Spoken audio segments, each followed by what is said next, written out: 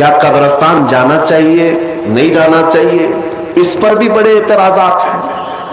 خزانۃ الروایات بحوالہ فتاوی رضویہ شریف اعلیٰ حضرت نے بھی نقل فرمایا کہ آج کی رات روحیں تمہارے گھروں میں آتی ہیں، قبروں پر جتنے بھی آرام کر رہے ہیں ان کی روحیں تمہارے گھروں پر آتی ہیں، اور جو گھر میں ذکر و اذکار ہو، عبادات ہو اور انہیں ایصال کیا جاتا ہے، وہ لے کر قبرستان واپس جاتی ہیں اور اپنے پڑوس میں فخر کرتی ہیں کہ میرے گھر والوں نے مجھے یہ دیا، میرے گھر والوں نے مجھے یہ تحفے دیے۔ آج کی رات روحوں کے عید کی بھی رات ہے، لیکن وہ روحیں جن کے گھر والے انہیں کچھ نہیں دیتے، واپس قبرستان جاتے ہوئے یہ کہتے ہوئے جاتی ہیں اللہ تمہارا اس سے بھی برا حال کرے گا۔ وہ انہی لوگوں کو کوس کر جاتی ہوں گی جو دلیل بار بار پوچھتے رہتے ہیں۔ الحمدللہ ہر سنی 2 رکعت نفل تو آج پڑھتا ہی ہے، قبرستان سے گزرتے ہوئے سلام تو کرتا ہی ہے۔ ہم اپنے بزرگوں کو بھولنے والوں میں سے نہیں ہیں، جن کو بار بار دلیلوں کی ضرورت ہے ان کی روحیں آ کر کوس کر جاتی ہوں گی۔ بہرحال یہ شعبان المعظم کا مہینہ، جس کے متعلق تاریخ یہ ہے کہ ایک تاریخ میں آپ کو بتاؤں، اس مہینے کی ایک اور تاریخ ہے کہ سیدنا موسیٰ علیہ الصلوۃ والتسلیم کو نبوت اس مہینے میں ملی، حضرت ابراہیم خلیل اللہ کو اللہ نے نور معرفت اس مہینے میں دیا۔ اس سے بڑی چیز یہ ہے نبی پاک صلی اللہ تعالی علیہ وسلم اسی مہینے میں مکہ والوں کے مطالبے کی وجہ سے اپنا اشارہ چاند کی طرف کر کے 2 ٹکڑوں میں تبدیل فرمایا تھا۔ تو شق القمر کا جو معجزہ میرے آقا کا ہے وہ شعبان المعظم میں پیش آیا، وہ شعبان المعظم میں آیا ہے۔ میں یہ اس لیے عرض کر رہا ہوں کہ لوگوں کو انڈیپینڈنس ڈے یاد تو ہے، ریپبلک ڈے تو یاد ہے۔ آج پوچھتا ہوں میں کہ 15 اگست ہماری آزادی کا دن ہے، ہر سال مناتے ہیں۔ ارے میاں 1947 میں آزاد ہوا تھا نا، تو ابھی تک کیا ہے؟ یا ہر سال آزاد ہو رہا ہے؟ ہر سال آزاد ہو رہا ہے؟ نہیں، ایک بار ہوا تھا لیکن اس کی خوشی اب تک منائی جا رہی ہے۔ اس پر کسی کو اعتراض نہیں، میاں ہم بھی مناتے ہیں، ہمیں بھی خوشی، ہم اسی ملک میں رہتے ہیں۔ لیکن جن کو شب برات نہیں منانا، شب معراج نہیں منانا، شب عید میلاد نہیں منانا، ان کے مدرسوں پر تو جھنڈے 15 اگست کو پورے دن بھر لہراتے رہتے ہیں۔ کیوں؟ اس لیے کہ ڈر ہے حکومت پر جو بیٹھے ہوئے ہیں۔ بس فرق اتنا ہے، دلیل پوچھنے والے اپنے آقاؤں سے ڈرتے ہیں اور سنی اپنے آقا سے محبت کرتے ہیں۔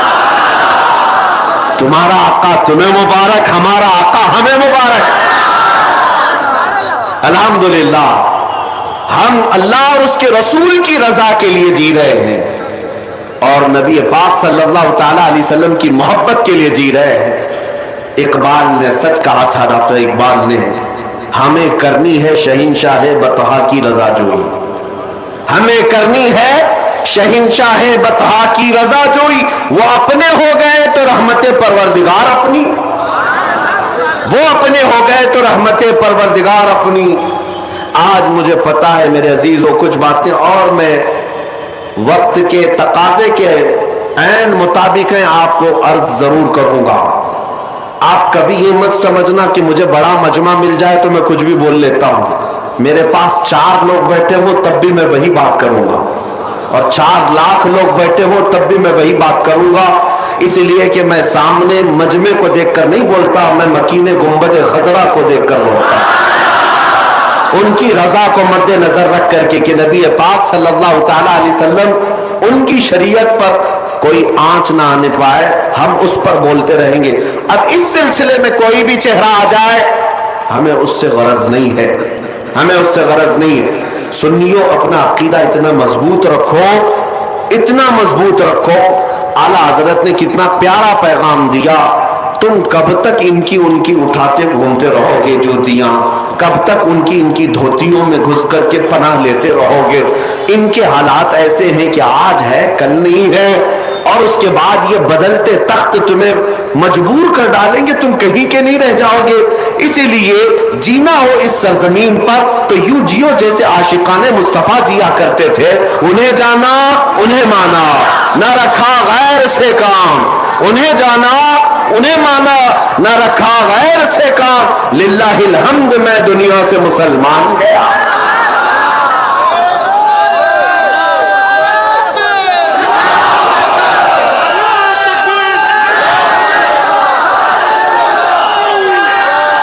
توجہ، میں آج آپ کے سامنے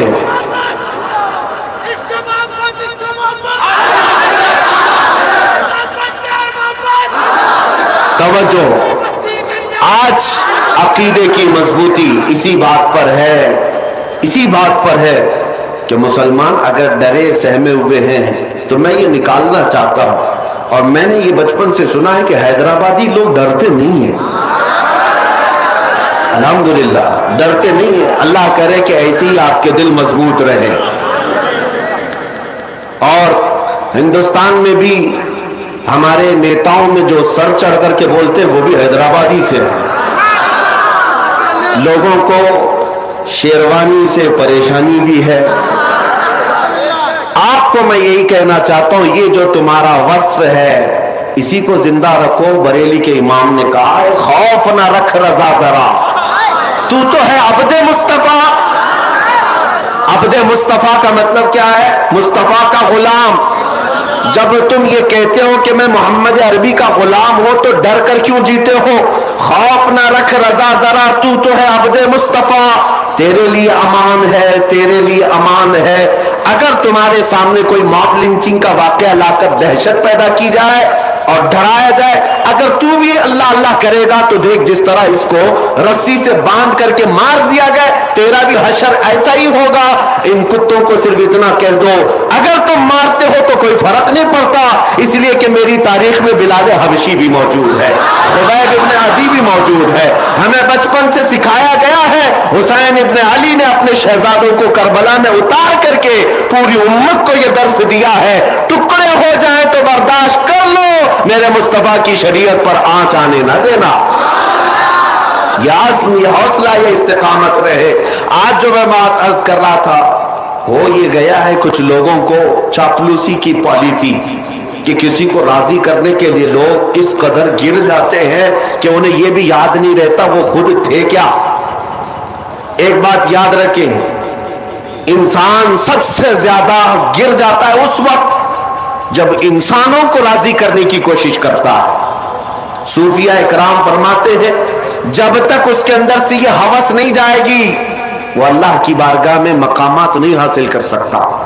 انسانوں کو راضی کرنے کے لیے جو جی رہا ہے، فلاں راضی ہو جائے، فلاں راضی ہو جائے، کبھی سیٹھوں کو راضی کرو، کبھی نیتاؤں کو راضی کرو، کبھی پولیس کو راضی کرو۔ دنیا میں کتنے ہیں جس کو تم راضی کرتے رہ جاؤ گے؟ اسی لیے رب نے فرمایا فلا تخشوہم وخشونی، ان سب سے مت ڈرو، مجھ سے ڈرو۔ اللہ کا حکم ہے، ایک ذات سے تم خوف رکھو گے، اللہ ساری خوف تمہارے دل سے نکال دے گا۔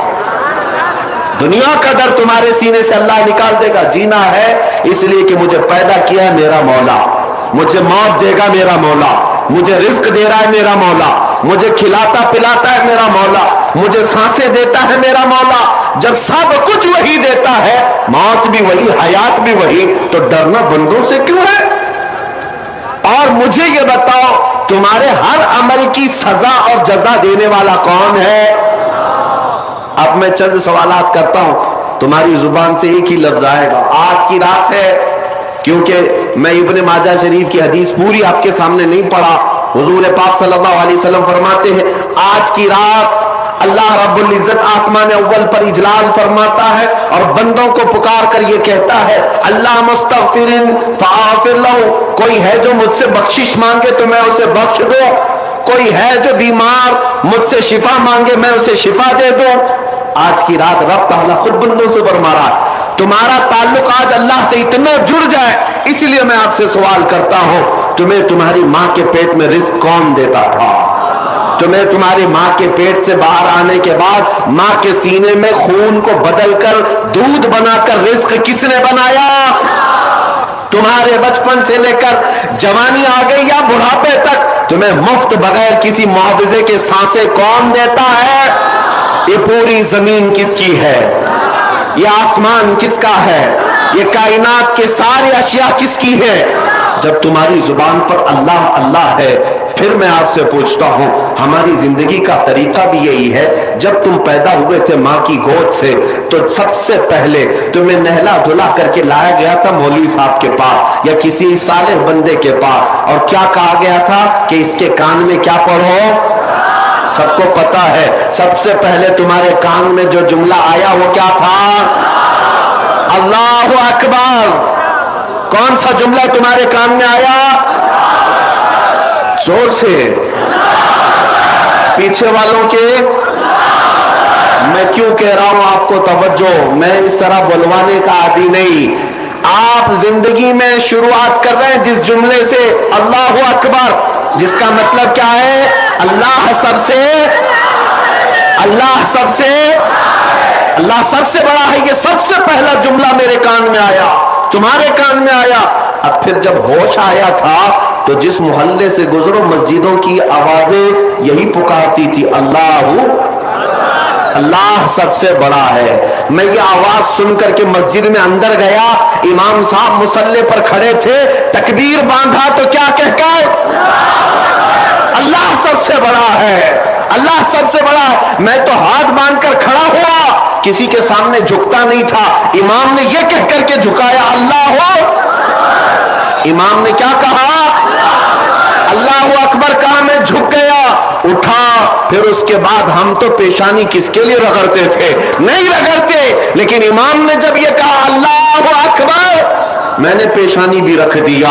अजीजा ने गिरामी, क्या तुम्हें एहसास है? मैं हाथ बांध लिया अल्लाह अकबर पर, सर झुका लिया अल्लाह अकबर पर, पेशानी टेक दिया अल्लाह अकबर पर, मेरे सारे अमाल अल्लाह अकबर पर, हत्ता के वक्त आया मेरी मौत का, जब सांसें रुक गई, कफन पहना दिया गया, जनाजे में लाकर रख दिया गया, इमाम जनाजे पर आकर खड़ा हुआ, सफे लग गई, इमाम ने रकात बांधी, क्या कहकर? मैं दुनिया में आया था अल्लाह अकबर कह करके, दुनिया से जा रहा हूं तो मेरी पूरी जिंदगी यही है मेरे अजीजों। आपकी मैं कह रहा हूं, हर मुसलमान की जिंदगी वो शुरू करता है इस बात से कि अल्लाह सबसे बड़ा है, और दुनिया से जाता भी है तो ये ऐलान करते हुए कि अल्लाह सबसे। कोई प्राइम मिनिस्टर, कोई प्रेसिडेंट, कोई कुछ भी हो, कोई बादशाह हो, होगा 4 साल का, होगा 5 साल का, लेकिन हर जमाने में हर वक्त अल्लाह सबसे बड़ा है। अल्लाह। ये बातें मैं इसलिए आपके अकीदे को मजबूत करने के लिए कहा। अब पहचानो उन लोगों को जो ये कहते हैं अल्लाह भी एक है, ओम भी एक है। ये हालात आ गए आज मेरे अजीजों। बाज लोगों को ऐसा लगता है कि मैं उन लोगों का सख्ती से रद्द कर रहा हूं। मियां जरा अकल से काम लो। तुम्हारे सामने जब कोई भी मौलवी का चेहरा है, कोई भी मौलवी का चेहरा है, चाहे मैं भी हो, जब तक अल्लाह और उसके रसूल की बात हो तुम सर झुका दो। या ये मेरे मुस्तफा की शरीयत है। हजरत उमर फारूक रदी अल्लाह ताला अन्हु, मैं आपको क्यों कह रहा हूं? इसलिए कि कोई मौलवी साहब अभी पूरे हिंदुस्तान भर का माहौल खराब किए हुए, उन्होंने पता नहीं कहां से कौन से ख्वाब में उनको नजर आया कि ओम भी वही है, अल्लाह भी वही है, मिला करके और साबित करो कहां से है। तो कहा हिंदुओं की किताब में ओम के जो माने लिखे हुए हैं उससे ऐसा लगता है कि अल्लाह के भी वही माने हैं, ओम के भी वही माने हैं। तुम अपनी शरीयत उनकी किताबों से साबित करोगे, हमारी शरीयत मेरे मुस्तफा की हदीसों से साबित होगी। किसी और दीन की किताबों का मेरा दीन मोहताज नहीं है। इस्लाम साबित करने के लिए किसी भी दूसरे मजहब की किताब की बिल्कुल जरूरत नहीं। इस्लाम के पास क्या कमी है, कौन सी दलील नहीं है? पैदा होने से लेकर कब्र में जाने तक का हर मसला अगर किसी दीन में मौजूद है तो वो मेरे मुस्तफा की शरीयत में है। हम दूसरों की किताबों से ये साबित करेंगे इसका माना भी वही, उसका माना भी वही है। अब मैं आपको एक बात बता रहा हूं, मैं एक रिवायत आपके सामने पेश करके फिर आगे बढ़ता हूं। हजरत उमर का जमाना है। कौन उमर? जिनके जलाल, जिनके रोबो दबदबे से कैसर और किसरा कांपते थे, लाखों की फौजें थर्राती थी। مسجد میں کھڑے ہو کر خطبہ دے رہے ہیں اور فرماتے ہیں اے لوگوں سنو، عمر ابن خطاب آج اپنے کوڑے سے سب کو ہانکتا ہے، کل کو اگر محمد عربی صلی اللہ تعالی علیہ وسلم کے دین کے علاوہ، ان کی شریعت کے علاوہ کوئی نیا مسئلہ میری طرف سے آئے تو تم کیا کرو گے؟ میرے پیچھے چلو گے؟ میری اطاعت کرنا ہر ایک پر واجب ہے، خلیفۃ المسلمین ہو۔ تو ایک غریب صحابی دیہات کے رہنے والے کھڑے ہو گئے مجمع میں، کہا اے عمر ابن خطاب، جب تک آپ رسول اللہ کی شریعت بول رہے ہیں ہمارا ہر عضو تمہارے لیے قربان ہے، اور جہاں میرے مصطفیٰ کی شریعت سے ہٹ کر بات کرو گے تو تلوار نکال کر بتاتے یہ تلوار ہوگی اور تمہاری گردن ہوگی۔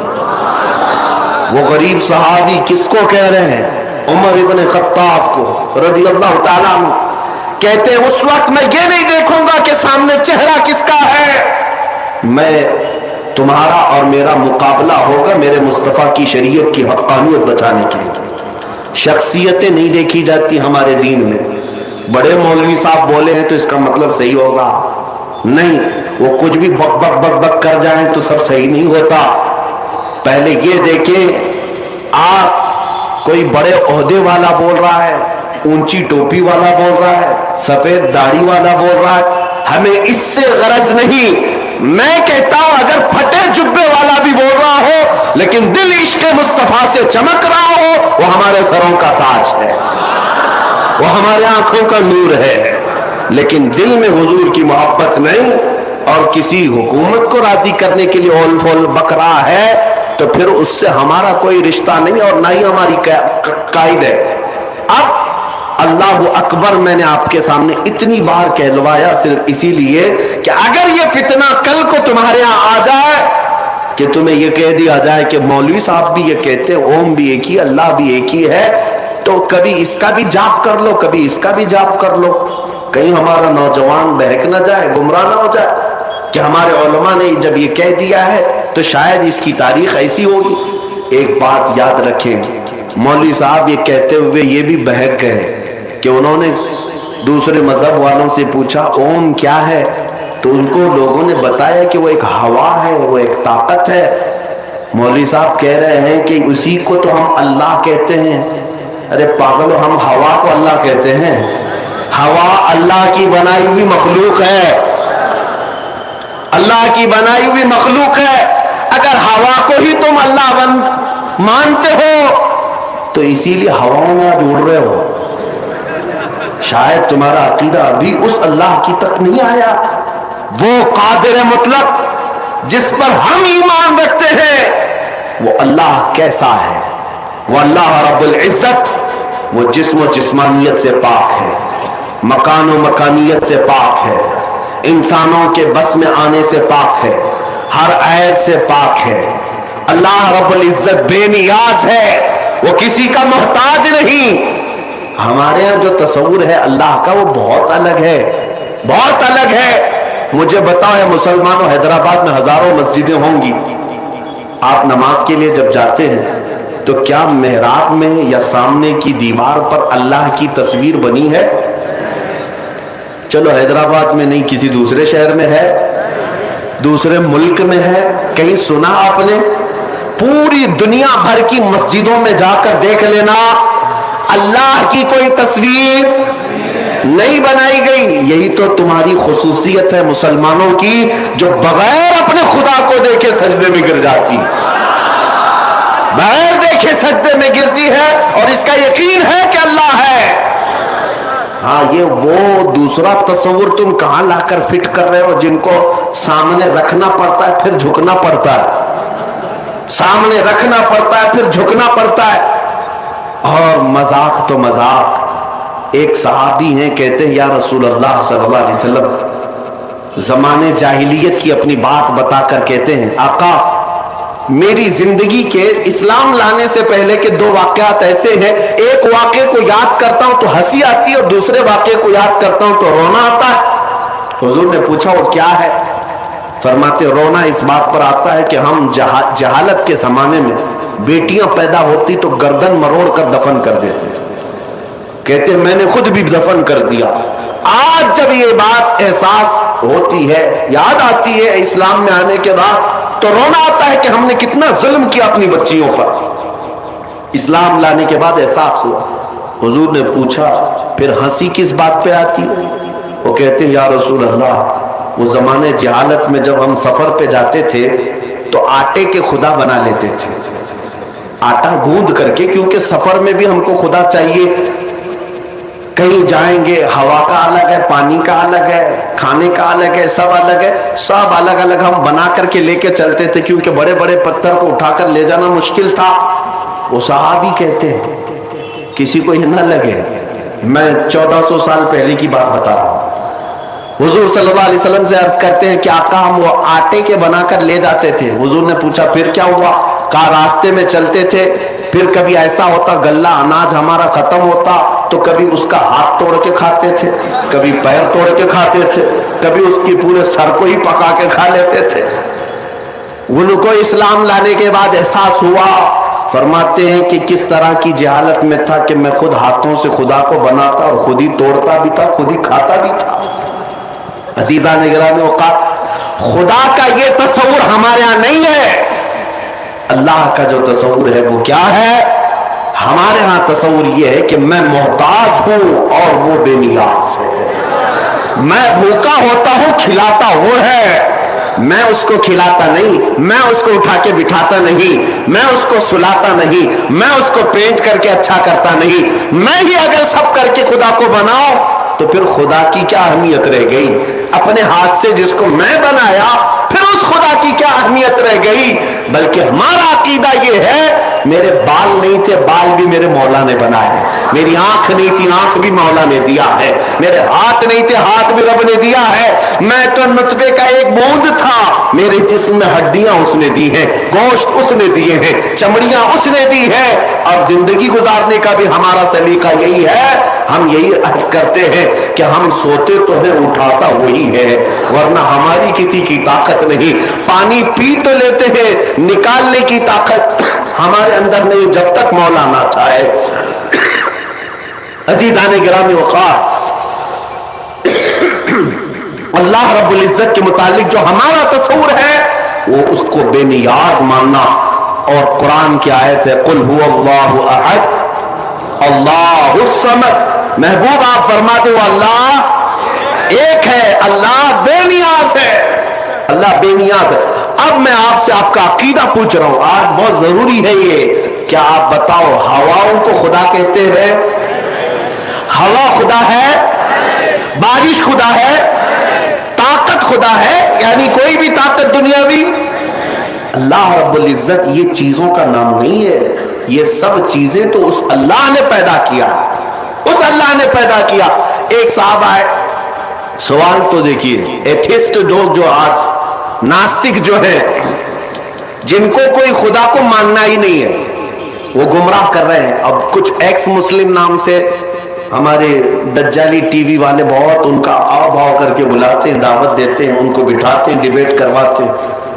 میں تو اکثر یہی کہتا ہوں یہ بیچارے چینل والے ایسے ہیں جن کا کام تو آپ دیکھتے ہیں روزانہ ہمارا نام لیے بغیر تو دکان بھی نہیں چلتی، ہاں روزی نہیں چلتی، ان کو ہمارے اوپر کچھ نہ کچھ ڈیبیٹ کرنا ہے، اسلام پر، مسلمانوں پر، داڑھی پر، ٹوپی پر، برقعے پر، مسجد پر، کہیں نہ کہیں تو کچھ کرنا ہی ہے، ورنہ تو چینل نہیں چلے گا، مسالہ کہاں ملے گا۔